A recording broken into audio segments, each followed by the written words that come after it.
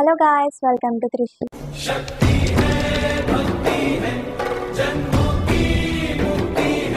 So ఈరోజు అయితే నేను మీకు ఇక్కడ చూస్తున్నారు కదా, ఈ బుక్ పేరు వచ్చేసి భగవద్గీత. సో ఇదైతే నేనైతే ఈరోజు చెప్పబోతున్నాను. అండ్ ఈ భగవద్గీత నేర్చుకోవడానికి అయితే చాలా ఆనందంగా ఉన్నాను. ఎందుకంటే నాకు భగవద్గీత అంటే ఇష్టం. నేను దీన్ని నేర్చుకోవడానికి ఎప్పటికెళ్ళి ట్రై చేస్తున్నా భగవద్గీత బుక్ కోసం. అండ్ ఇప్పటికి ఫైనల్లీ కొనుక్కున్నా. అండ్ చూస్తున్నట్టయితే ఇందులో భగవద్గీతలో పెద్ద బుక్ ఉంటుంది ఒకటి, ఇదేమో చిన్న బుక్. అండ్ ఇదైతే నేను ట్రావెల్ చేయడానికి ఈజీగా ఉంటుంది. ఎప్పుడైనా ఎక్కడికైనా ట్రావెల్ చేసినా కూడా తీసుకెళ్ళొచ్చు. అండ్ మా ఇంట్లో పెట్టడానికి ఒక చిన్న సెల్ఫ్లో కూడా పట్టేస్తుంది అని చెప్పి ఇలా చిన్నదైతే కొనుక్కున్నాను. ఎందుకంటే చిన్న సెల్ఫ్లో అయినా పట్టేస్తుంది. సో నేను ఫస్ట్ పేజ్ ఇలా తిప్పి ఫస్ట్ ఎంట్రన్స్లో మంచి కృష్ణ విగ్రహం ఉంటుంది. ఫోటో, కృష్ణ ఫోటో ఉంటుంది ఇక్కడ. అండ్ ఇక్కడ వచ్చేసి అర్జున. అండ్ ఇది చూస్తున్నట్టయితే ఇది కూడా కృష్ణనే. ఇది వచ్చేసి ఎంత కోపమైన ఫేసెస్లో, ఫస్ట్ ఈ కోపమైన ఫేసెస్ చూసి భయం వేసింది నాకు. కృష్ణ నాకు భయం వేసింది కోపమైన ఫేసెస్ చూసి. అండ్ మనం ఓపెన్ చేస్తే ఫస్ట్ పేజీలో భగవద్గీత అని రాసి ఉంటుంది. ఇది వచ్చేసి ఫ్రంట్ కెమెరా కాబట్టి మీకు అక్షరాలు రివర్స్లో కనిపిస్తాయి. అండ్ సో ఇప్పుడు మీరు ఇక్కడ చూసినట్టయితే మీరు మిర్రర్లో పెట్టి చూడండి ఫోన్ని, మీకు కరెక్ట్గా అనిపిస్తుంది. అండ్ ఇక్కడ చూసినట్టయితే ఇక్కడ ధృతరాష్ట్రుడి పద్యం లేదు. సో అప్పుడు నేను షాక్ అయ్యాను అనమాట. ఇందులో ఏంటి ధృతరాష్ట్రుడి పద్యం లేదు అని. కొంచెం నాకు ఇది భగవద్గీత ధృతరాష్ట్రుడి పద్యం లేదని ఒక 4 days అనమాట. 4 days అంతా నేను ధృతరాష్ట్రుడి పద్యం లేదని అదొక్కటే బుక్ మొత్తం ఎత్తుక్కుంటే ఫస్ట్ పేజ్ మొత్తం చదువుకుంటే ధృతరాష్ట్రుడి పద్యం లేదు. కొన్ని ఇది మీనింగ్స్ అయితే పద్యం ఏది, శ్లోకం ఏది, శ్లోకం అయితే భావమే, ఇది భావమా లేకపోతే శ్లోకం అయితే ఇది భావం అయితే ఇందులో ధృతరాష్ట్రుడిది లేదని ఇలా షాక్లో ఉన్నా నేను.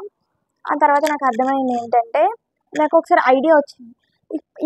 నాకు అప్పుడు ఐడియా వచ్చింది. ఇక్కడ ఉంది కదా, కురుక్షేత్ర రణరంగములో సైనిక పరిశీలనము అని ఉంది కదా, దాని పక్కన ఇక్కడ 41 పేజ్ అని ఇక్కడ ఉంది. మిర్రర్లో పెట్టి చూడండి, ఇక్కడ మీకు 14 అని అనిపిస్తుంది. ఇప్పుడు ఇక్కడ 41 పేజ్ అని ఉందన్నమాట పక్కన.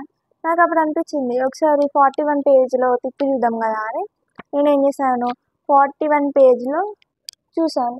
41 పేజ్లో వస్తే ఇక్కడ హెడ్డింగ్ ఇందాక చదివిన కురుక్షేత్ర రణరంగము అని. సో అదైతుంది ఇక్కడ. అండ్ కింద ధృతరాష్ట్రుడి పద్యం, అలాగే ధృతరాష్ట్రుడి భావం అండ్ భావం యొక్క మొత్తం మీనింగ్ అన్నమాట. ఇది ఇక్కడి వరకు ఇచ్చారు భావం యొక్క మీనింగ్. సో ఇలా ఉంది. సో వాటి నుంచి నేను ప్రతిరోజు ఒక శ్లోకం, ఒక భావం వీటివైతే అప్లోడ్ చేస్తా, చూడండి. అండ్ ఇది వచ్చేసి దాని ప్రోమో అనమాట. అండ్ దాని గురించి ఎక్స్ప్లెయినింగ్ అనమాట. సో ఈ బుక్ వచ్చేసి ఇలా చిన్నగా ఉంటుంది, ఎందుకంటే ఇది మనకి ట్రావెలింగ్ చేయడానికి కొంచెం ఈజీగా ఉంటుంది అని, పెట్టడానికి కూడా ఈజీగా ఉంటుంది అని చెప్పి నేను చిన్నది కొనుక్కున్నా. మీకు కావాలంటే పెద్దది కొనుక్కోండి, లేదా చిన్నదైనా కొనుక్కోవచ్చు. అండ్ ఇందులో ఒక్క దాంట్లో మొత్తం ఇక్కడ చూసినట్టయితే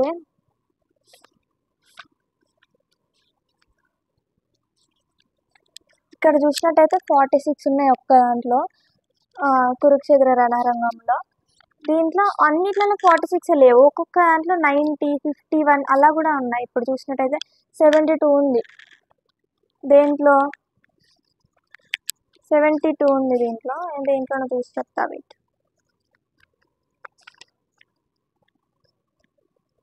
గీతా సారములో 72 ఉంది.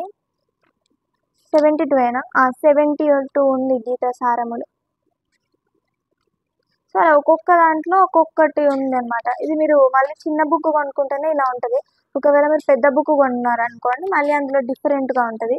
పద్యాలు మాత్రం సేమే, బట్ ఇలాంటివి కొంచెం పేజెస్ నెంబర్స్ అనేటివి డిఫరెంట్ ఉంటాయి అంతే. ఇక్కడ చూస్తున్నారు కదా, ఇవైతే 4.2 ఇట్లా ఉన్నాయన్నమాట నెంబర్స్. 8.6 అలా ఏమో ఉన్నాయి. అవే నెంబర్స్ ఇందులో అయితే అక్కడండి, మళ్ళీ నేను ఏవో చెప్పాను అలా గుర్తున్నాయి ఇందాక చూసినప్పుడు. సో అలా అనమాట. సో చూస్తున్నట్టయితే ఇవన్నీ ఫొటోస్ అనమాట. ఫొటోస్కి ఇక్కడ కింద ఏదన్నా ఒక చిన్న కొటేషన్ లాంటివి రాశారు. అండ్ మీకు చూపెట్టడానికి నేనైతే చూపిస్తున్నాను.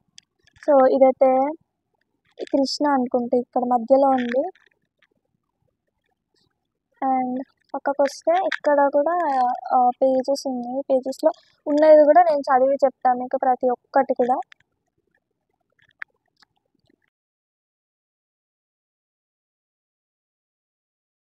సో ఇక్కడ చూస్తున్నారు కదా, ఈ క్వశ్చన్ పైన మీరు రివర్స్లో కనిపిస్తుంది 4.2 అని ఉంది ఇక్కడ.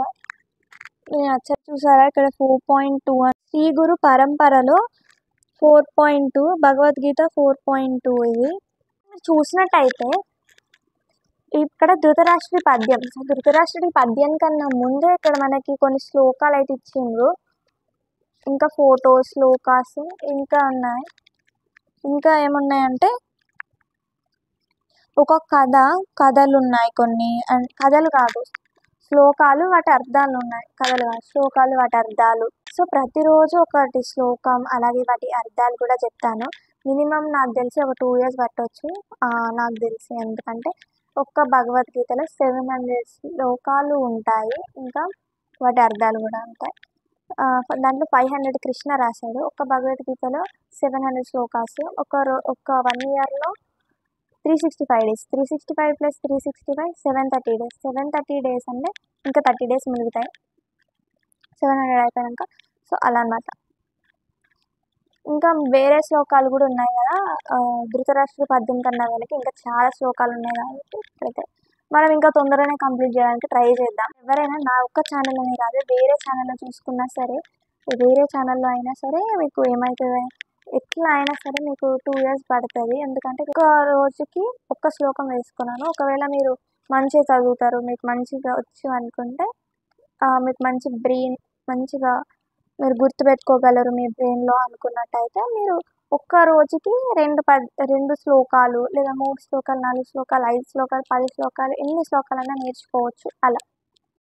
అలాగే శ్లోకాలు అంటే శ్లోకాలు జస్ట్ చదవడం మాత్రమే కాదు, దాన్ని మనం అర్థం చేసుకోవాలి.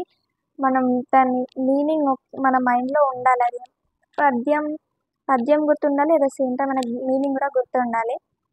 సో ఇది వచ్చేసి జస్ట్ ఒక ప్రోమో లాంటిది. అంటే జస్ట్ నేను ఎలా దీని గురించి just explanation, it's not a video episode. So ఇది వచ్చేసి భగవద్గీత సిరీస్.